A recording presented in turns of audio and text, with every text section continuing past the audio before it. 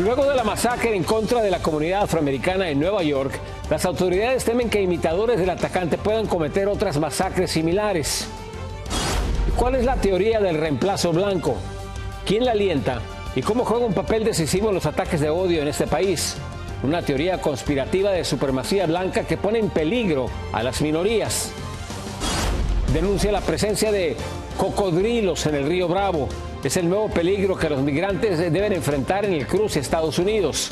Así iniciamos cierre de edición. Muy buenas noches, bienvenidos a cierre de edición. Mil gracias por su sintonía. Les informa José Armando Ronstadt. Esta noche hay varias vigilias en Nueva York por la masacre en la ciudad de Buffalo, pero también han incrementado la vigilancia. Temen que el atacante haya inspirado a supremacistas blancos que podrían imitarlo. Ángela González con todos los detalles. En alerta se encuentran las autoridades ante la posibilidad de réplicas del tiroteo ocurrido en Buffalo, Nueva York. Peyton Gendron, de 18 años, se declaró no culpable y se encuentra en custodia sin derecho a fianza bajo cargos de homicidio en primer grado. Pero según la Fiscalía del Distrito Erie, podrían aumentar a cargos relacionados con terrorismo y crímenes de odio. Mientras el FBI entrevista a sus padres, ambos ingenieros, Paul y Pamela Gendron. Él dice, él continúa bajo vigilancia por suicidio, lo que significa que está en una bata de tela y una manta que son a prueba de ataduras. Está en una unidad apartada del resto de la población y se le ofrecen servicios de salud física y mental. La vida de 10 personas que mercaban en Tops, el supermercado de un vecindario predominantemente afroamericano, fue cegada por solo su color de piel.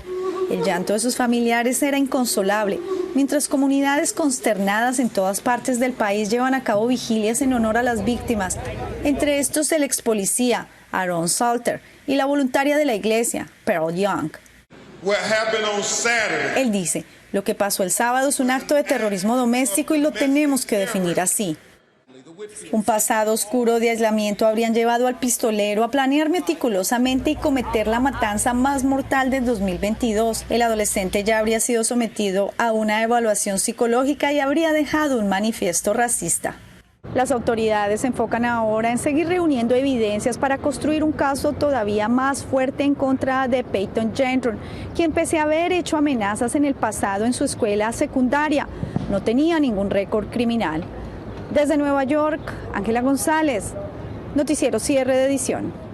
¿Pero quién es Peyton Gendron? ¿Cómo fue que planeó esta masacre? Y de acuerdo a su manifiesto, ¿cuáles son los motivos que lo llevaron a llevar a cabo esta matanza? Abel Álvarez nos explica. Peyton Gendron, un adolescente de 18 años, se autodefine como supremacista blanco, fascista y antisemita, y ahora está acusado de asesinar a sangre fría a 10 personas y herir a otras 3 en Buffalo. Un acto motivado por el odio, afirman las autoridades. Conforme van surgiendo más detalles sobre la matanza, también se va conociendo más sobre este joven, quien al parecer la planeó minuciosamente desde donde vivía, en Conklin, New York. Eligió el lugar porque está habitado en su mayoría por afroamericanos y manejó unas 200 millas para llegar hasta allí. La policía tiene en su poder un supuesto manifiesto de 180 páginas escrito por una persona que dice ser Peyton Gendron, quien confesó el ataque. En el documento, quien escribe habla de su percepción sobre la disminución del tamaño de la población blanca, menciona las afirmaciones de reemplazo étnico y cultural de esa raza y atribuye por la mayoría de sus creencias al Internet. El autor también señala que estuvo comprando municiones pensando en el tiroteo, pero que fue en enero pasado que comenzó a tomarse en serio la planificación. En junio de 2021, el adolescente fue investigado por hacer una amenaza de tiroteo generalizado en su preparatoria, por lo que fue llevado a un hospital para someterlo a una evaluación de salud mental, de la que fue liberado día y medio después. Ahora las autoridades quieren saber cómo es posible que a pesar de eso pudo comprar legalmente en Nueva York un rifle de asalto R-15 con el que se cree llevó a cabo el tiroteo en Buffalo. Tras ser arrestado, el adolescente dijo que su objetivo era la comunidad afroamericana y una persona cercana a la investigación declaró que Peyton estudió ataques de odio y tiroteos anteriores antes de perpetrar la masacre, lo que calificó como de pura maldad. Soy Abel Álvarez, cierre de edición. En Estados Unidos se han registrado varios ataques de odio en los últimos años Entre los más recientes está el ataque en el 2015 a una iglesia en Charleston, Carolina del Sur.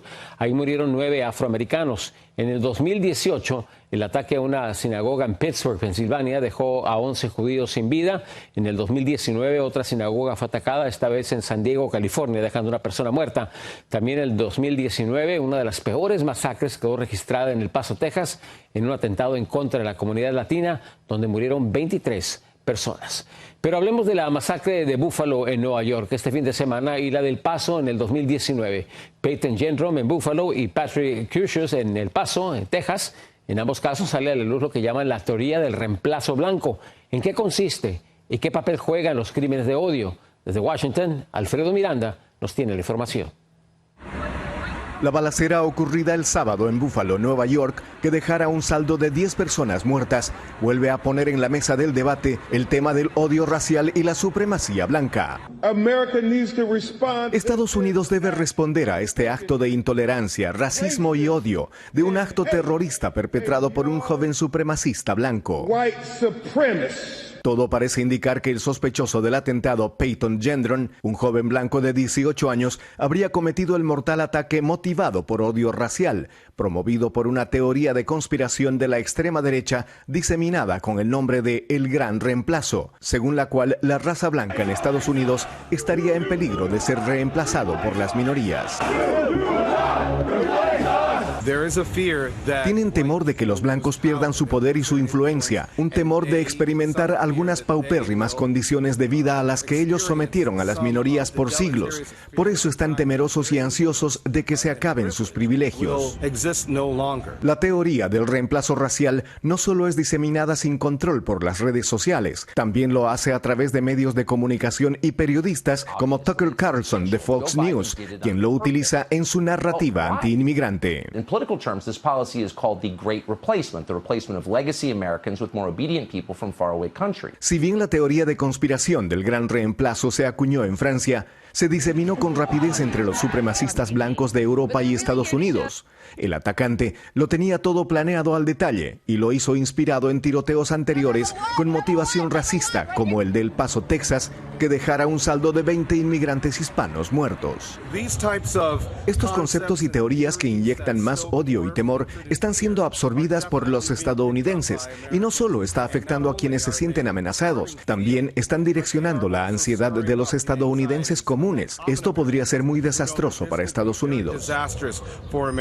En un manifiesto de 180 páginas, Gendron se declaró supremacista blanco y embanderaba el fascismo como la ideología de salvación. Según expertos, la inspiración en teorías como la del reemplazo de los blancos motiva el odio racial en contra de las minorías, lo cual se traduce en ataques que buscan causar el mayor número posible de fatalidades.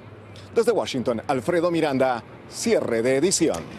Gracias por tu reportaje, Alfredo. En otra información, lamentablemente, este no fue el único incidente violento con armas de fuego este fin de semana. Mira estas cifras. De acuerdo a la organización Gun Violence Archive, desde el viernes hasta ayer domingo por la noche quedaron registrados 312 incidentes con armas. 127 personas perdieron la vida y por lo menos 294 terminaron heridos. Dayanis López tiene un recuento de lo que sucedió este fin de semana. Dayanis, adelante. Buenas noches.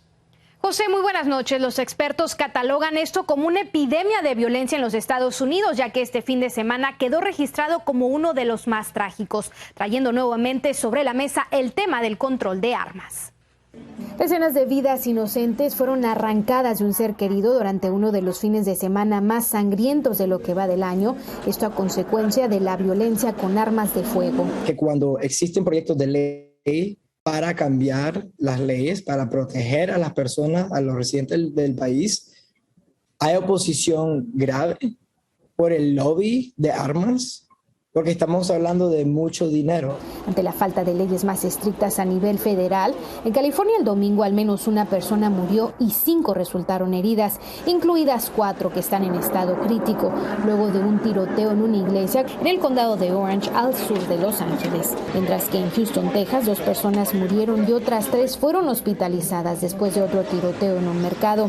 En Chicago, a causa de la violencia en las calles, la alcaldesa Lori Lightfoot promulgó un toque de queda después de que un niño de 16 años fuera asesinado en un parque. El tema de control de armas de fuego es algo que realmente el Partido Republicano no cree y para ellos es un derecho, y no solamente es un derecho legal, es un derecho protegido por la Constitución. Pero además de la decena de actos criminales como robos o incluso suicidios con armas de fuego por todo el país, se registró una de las peores masacres del 2022, después de que un joven de 18 años que defiende la ideología de la supremacía blanca disparó a sangre fría contra 13 personas afroamericanas, matando a 10. Estamos tratando de evitar que caigan en las manos equivocadas, que llegan a hechos mortales como hemos visto este fin de semana. Lo que pasó en Buffalo no podía pasar con un cuchillo. De acuerdo con Gun Violence Archive, en tan solo 5 meses se registran 198 masacres, lo que equivale a unos 10 ataques violentos por semana. Hemos llegado a un punto en nuestra historia en que hemos dejado que niños sean masacrados por este derecho.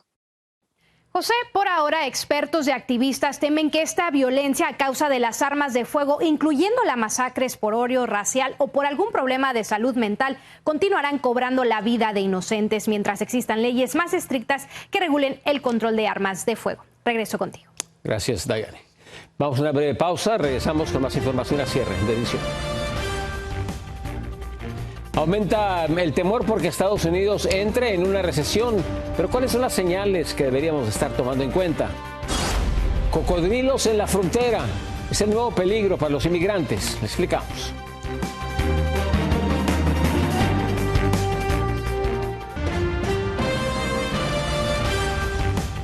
Estados Unidos se encamina hacia un caos económico. Indicadores como los altos precios y el desempleo hacen temer a los expertos que el país está a punto de entrar a una recesión. En Miami, Anthony Belchi nos tiene todos los detalles. Estados Unidos ya registró una desaceleración económica en el primer trimestre del año y todo parece que de mayo a junio la situación no va a cambiar mucho. Los indicadores apuntan a una recesión. Tienes 3 pilares, la inflación, el desempleo y el Producto Interior Bruto. Y estos 3 pilares en los Estados Unidos pues están bastante debilitados. A pesar de que la inflación ha bajado este mes, sigue habiendo la subida de precios más alta en 40 años. La Reserva Federal ha aumentado los tipos de interés y planea hacerlo 6 veces más en 2022. Tomar dinero prestado ahora es un 0,5% más caro, el mayor incremento en 2 décadas. El objetivo, que los precios se estanquen y bajen. Sí, estamos muy afectados de la renta y también de los productos, todo, y la gasolina y todo está muy elevado el precio y tanto no hay trabajo.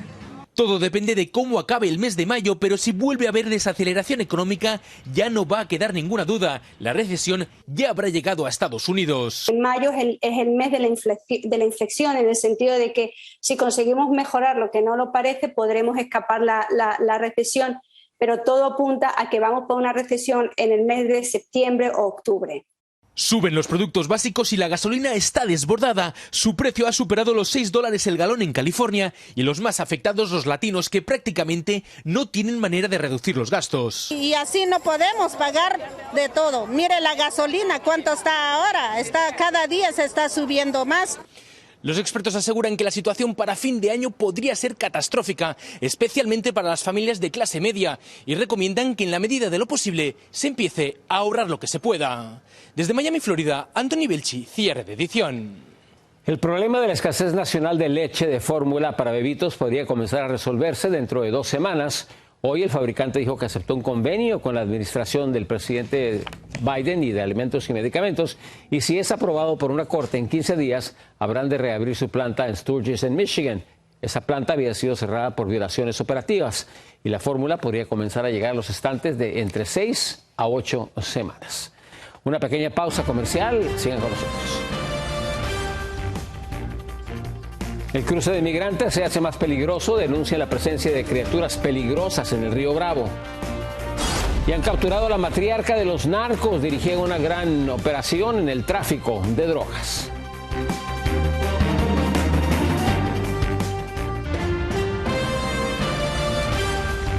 Los inmigrantes que quieren cruzar el río Bravo ahora enfrentan un serio peligro. Han denunciado la presencia de cocodrilos. A pesar de ello, aseguran que van a seguir arriesgándose. Desde Piedras Negras, Coahuila, Efraín González con la siguiente historia. La frontera de Piedras Negras e Eagle Pass se ha visto sorprendida en los últimos días por la repentina aparición de estos enormes cocodrilos que están invadiendo el río Bravo, justamente en las zonas de mayor cruce de migrantes. Los atemorizantes reptiles han sido captados en videos como este, alertando inmediatamente a las autoridades locales. Hemos visto en las redes sociales que han salido fotos que me parece que pueden ser reales y se ve un lagarto. Sin embargo, bueno, pues advertirle a la gente que con el solo hecho de intentar cruzar ya es un riesgo. La mayoría de los migrantes que protagonizan la crisis humanitaria que se vive en la frontera consideran que la aparición de los cocodrilos no es una casualidad, sino un intento por ahuyentar los imparables cruces de indocumentados. Los pusieron ahí a propósito tal vez para que se asuste uno, porque a ver si comerán. De todas formas, ¿están decididas a cruzar? Sí, correcto. La mayoría de la gente sí dicen que lo hicieron a propósito para que uno no cruce, pero esa es decisión de ellos. En los últimos 4 meses se han contabilizado un total de 77 muertes de migrantes en el río Bravo, sin que se haya confirmado aún si alguno de los decesos ha estado relacionado a la presencia de estos reptiles. En las últimas horas se han reportado cruces de grandes grupos de centroamericanos, ahora en zonas despobladas de la frontera, a pesar de la militarización en ambos lados del río Bravo y ahora la llegada de cocodrilos a estas aguas. Desde Piedras Negras, Coahuila, Efraín González, cierre de edición. Vamos a pasar a información de la República Mexicana, donde en Tijuana, Baja California, fue descubierto un narcotúnel con salida a Otay Mesa, en San Diego. El subterráneo que encontró la Guardia Nacional fue calificado como un pasadizo completamente funcional. Se cree que el crimen organizado lo utilizaba para cruzar droga y realizar otras actividades ilícitas, señaló la policía de esa ciudad fronteriza. Y en Honduras fue atrapada la matriarca de uno de los grupos narcotraficantes más poderosos de ese país. Erlinda Bobadilla, del clan Montes Bobadilla, fue arrestada ayer en una zona montañosa después de un intenso enfrentamiento a balazos con la policía. En la batalla fue abatido su hijo Tito Montes. La conocida también como La Chinda tiene una orden de extradición de Estados Unidos. Ofrecían $5 millones por quien pudiera atraparla. Y vamos ahora a pasar a información de El Salvador, donde decenas de personas fueron arrestadas como resultado de la lucha en contra de las pandillas. Sus familiares esperan desesperados a que pronto sean liberados. Desde San Salvador, Walter Peñate con el siguiente reportaje. Mi hijo Masito se me muere y yo quisiera saber de mi hijo. Esta angustiada madre siente que el corazón se le sale al pensar que su hijo puede morir en el interior de esta prisión donde está recluido. Tras ser arrestado durante el régimen de excepción, dice que su hijo está grave y teme que pueda salir en un ataúd. Yo lo que quiero que saber de mi hijo, que me ayuden, que los ayuden para saber de nuestra familia. 2 tiempos de comida les están dando. Otra madre que vive el mismo drama es Verónica, quien junto a su pequeño Jason hace en vigilia desde hace varios días frente al penal, esperando que su esposo, quien fue sacado de su casa por las autoridades, salga en libertad. De ver a mi hijo que sufre y verlo pues que le pregunta por su papá y yo le he dicho la verdad a él y yo le digo, hijo, tu papá va a salir, pero es durísimo. La mayoría de estas personas son mujeres y niños que duermen en las aceras, que se han convertido en duras y frías camas. Salieron de su casa con las manos vacías y muchas veces deben aguantar sol y hambre, aunque esta noche almas caritativas les llevaron alimentos y agua para que la pena sea menos dura. Los buenos corazones de amigos hicieron, se unieron fuerzas, dinero y todo eso como pues para colaborar acá. Policías y soldados se mantienen brindando protección a estas personas que claman a Dios que les devuelvan a sus familiares, que hoy solo algunos de ellos fueron liberados, pero no quisieron hablar en cámara. Estas personas amanecieron aquí, en las afueras del penal de Mariona, con la esperanza de ver liberados a sus familiares. Sin embargo, la mayoría de ellos no pudieron ver el milagro hecho realidad. En San Salvador, El Salvador, Walter Peñate, cierre de edición. Después de un corte comercial, regresamos con más información a cierre de edición. Terror en alta mar, un recorrido turístico a punto de terminar trágicamente.